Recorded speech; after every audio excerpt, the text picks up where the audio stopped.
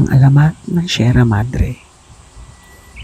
Noong unang panahon, bago pa man nagkaroon ng mga bayan at daan, may isang malawak at mabangis na lupain sa silangan ng Luzon.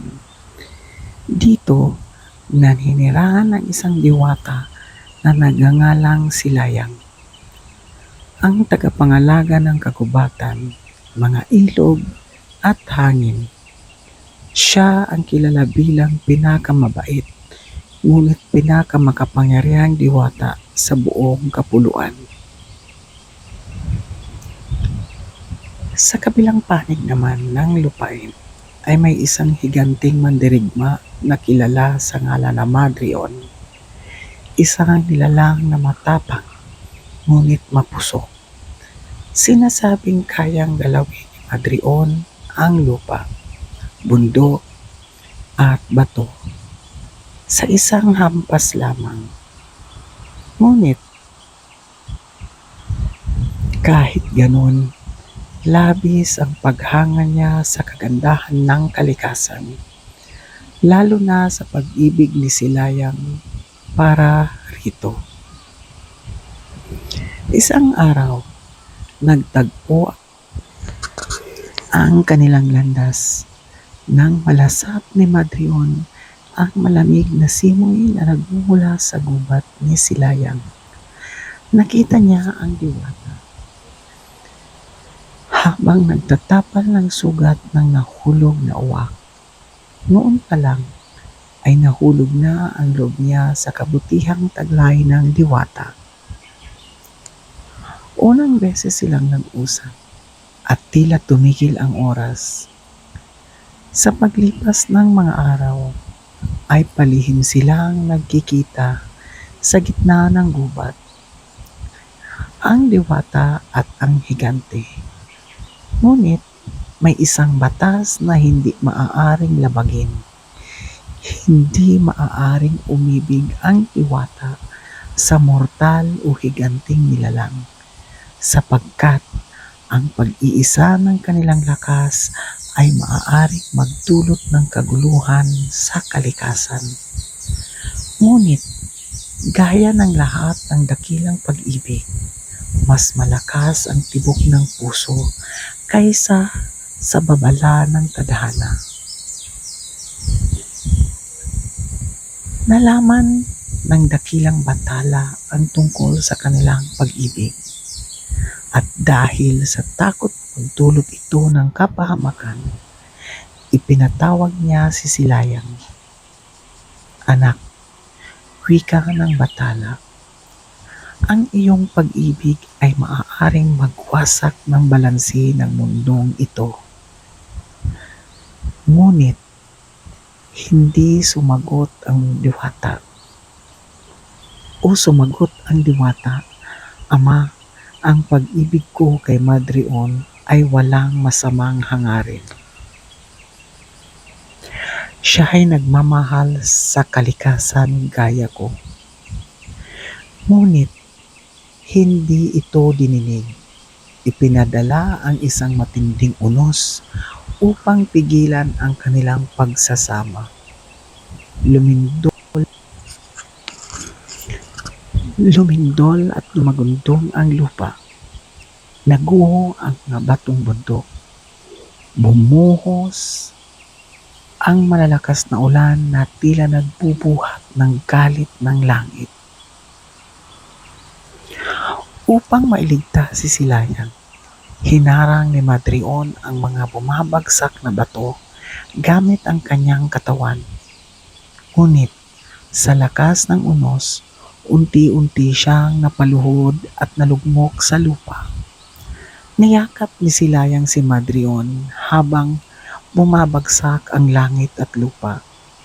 Sa huling hininga ng higante, sinabi niya, kung hindi man tayo mapagbigyan sa mundong ito, hayaang ang aking katawan ay maging tahanan ng buhay na iyong iniingatan.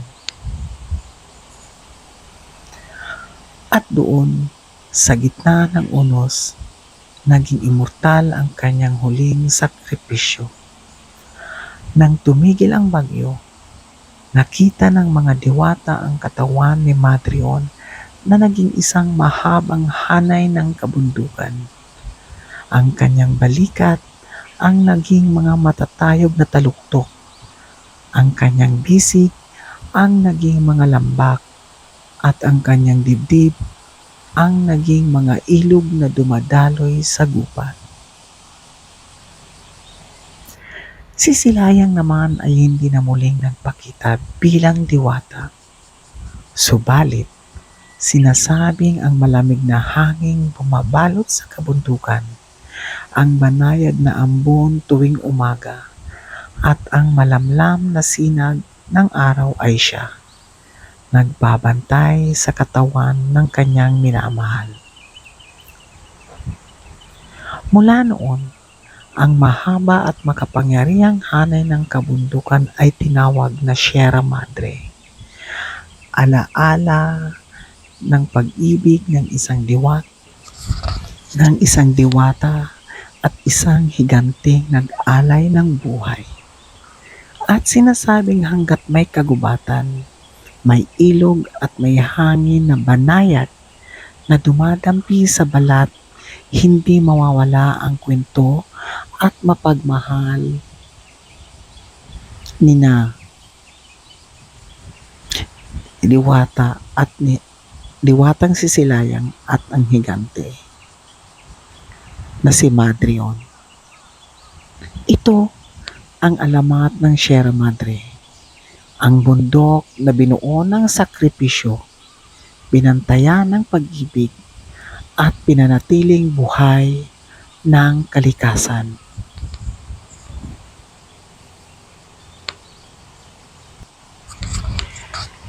Alam niyo ba na ang Sierra Madre ay merong mahigit 500 kilometro ang haba? Mula ito sa Hilagang Cagayan, pababa sa Isabela, Nueva Vizcaya, Quirino, Aurora, Rizal hanggang sa Quezon. Ito ang bulugod ng Luzon, isang napakalaking tanikala ng buhay na nagbibigay proteksyon, pagkain at tubig sa milyon-milyong Pilipino. Ano nga ba ang mga yaman ng kalikasan ng Sierra Madre? Sa loob ng kagubatan nito, naninirahan ang daan-daang uri ng hayop at halaman. Marami sa kanila ay dito lang matatagpuan. Dito makikita ang mga matatayog na punong may edad na, daan-daang taon. Ang malinaw na ilog na bumababa sa mga kapatagan at ang mga hayop na malayang nabubuhay sa kanilang likas na tirahan. Ang Sierra Madre ay isang dambuhalang santuwaryo ng kalikasan. Ngunit sa higit sa lahat, ang Sierra Madre ay ang huling panangga ng Luzon laban sa pinakamalalakas na bagyo. Sa bawat unos na dumarating mula sa karagatang Pasipiko, ang kabundukang ito ang unang humaharap. Binabawasan ang lakas ng hangin. Sinasalo ang bigat ng ulan at pinipigilan ang matinding baha sa mababang lugar. Ilang beses nang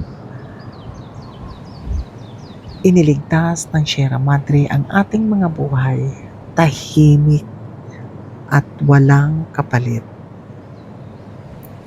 Ngunit, ang bantay na ito ay may mga sugat. Ang patuloy na pagputol ng mga puno, ang pagpasok ng malalaking pagmimina, ang mga proyektong nagdudulot ng pagkakalbo ng kagubatan. Lahat ito ay unti-unting nagpapahina sa Sierra Madre. Kapag nawala ng puno, nawawala ang tibay ng lupa. Kapag nasira ang ilog, nawawala ang daloy ng buhay. At kapag nawala ang kagubatan, mawawala ang ating unang depensa. Ano nga ba ang epekto ng pagkasira? Kapag humihina ang Sierra Madre, mas tumitindi ang pinsala ng bagyo. Mas mabilis ang baha, mas maraming pagguho ng lupa, Mas maraming komunidad ang nalalagay sa panganib. Ang pagkawala ng isang bahagi ng kabundukan ay hindi lang pagkawala ng mga puno. Ito ay pagkawala ng kaligtasan.